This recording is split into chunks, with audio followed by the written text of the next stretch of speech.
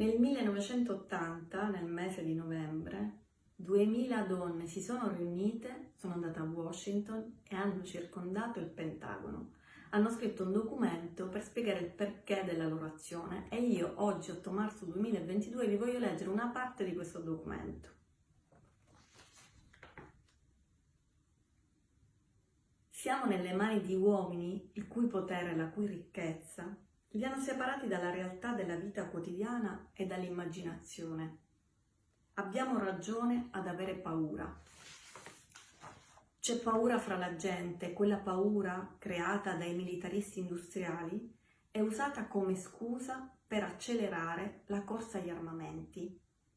Ti proteggeremo, dicono, ma non siamo mai stati così in pericolo, così vicini alla fine del tempo umano. Noi donne ci riuniamo perché la vita sull'orlo del precipizio è intollerabile. Vogliamo sapere quale rabbia in questi uomini, quale paura che può essere soddisfatta solo con la distruzione, quale freddezza di cuore e ambizione guida le loro giornate. Rifiutiamo quel dominio che è sfruttatore e omicida nelle relazioni internazionali e così pericoloso per donne e bambini a casa. Non vogliamo che questa malattia si trasferisca dalla società violenta ai figli attraverso i padri. Di cosa abbiamo bisogno noi donne per la nostra vita ordinaria? Che vogliamo per noi stesse e anche per le nostre sorelle in nuove nazioni e vecchie colonne che subiscono lo sfruttamento dell'uomo bianco e troppo spesso l'oppressione dei propri connazionali? Vogliamo cibo abbastanza buono, lavoro utile, alloggi dignitosi, comunità con aria e acqua pulite. Buona cura per i nostri figli mentre lavoriamo. Ci aspettiamo parità di retribuzione per lavori di pari valore. Vogliamo un'assistenza sanitaria che rispetti e comprenda il nostro corpo. Vogliamo un'educazione per i bambini che racconti la vera storia della vita delle nostre donne, che descriva la terra come la nostra casa da amare, da nutrire, da raccogliere.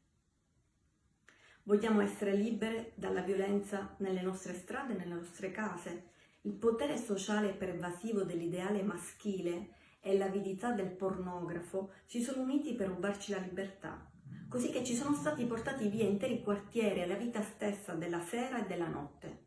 Per troppe donne la buia strada di campagna e i vicoli della città hanno nascosto lo stupratore.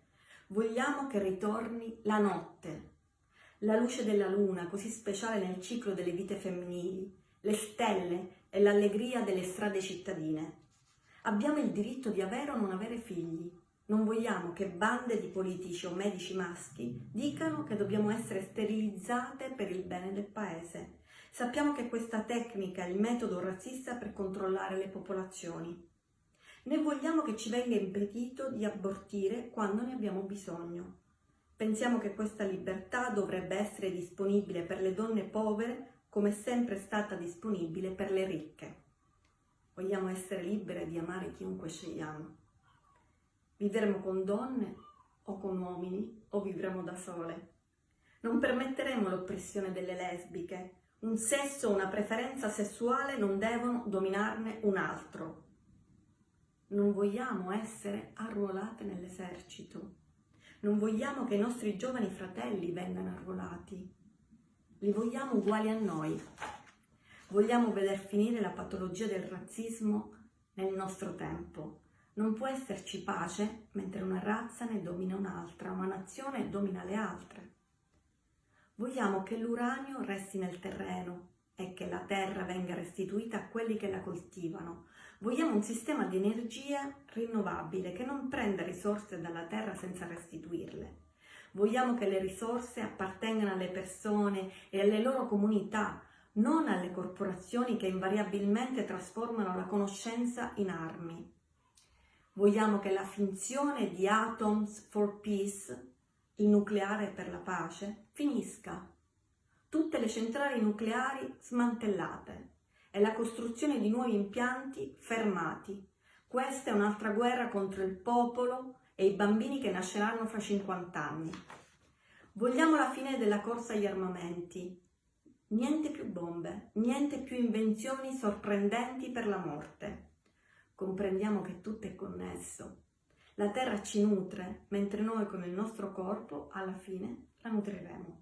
Attraverso di noi le nostre madri hanno collegato il passato umano al futuro umano. Con quel senso, quel diritto ecologico, ci opponiamo ai collegamenti finanziari tra il Pentagono e le multinazionali e le banche servite dal Pentagono. Queste sono connessioni fatte di oro e petrolio. Noi siamo connessioni fatte di sangue e ossa. Siamo fatti della risorsa dolce e finita, l'acqua. Sappiamo che esiste un modo sano, sensibile e amorevole di vivere e intendiamo vivere in questo modo nei quartieri e nelle fattorie, in questi Stati Uniti e fra i nostri fratelli e sorelle in tutti i paesi del mondo.